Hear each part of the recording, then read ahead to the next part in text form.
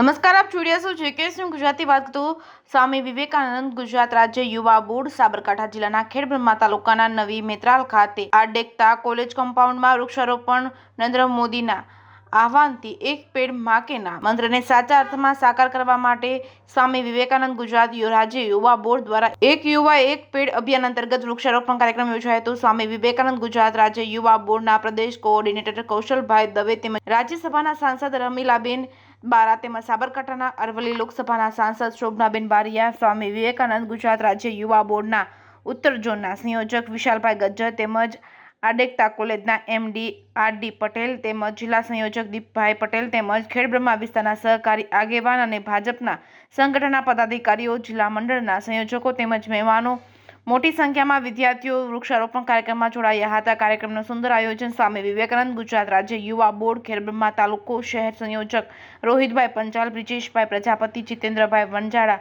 દ્વારા કરવામાં આવ્યું હતું. જેકેએસ ન્યૂઝ ગુજરાતી સાથે ચંદ્રશેખર ભાવસાર, ખેડબ્રહ્મા.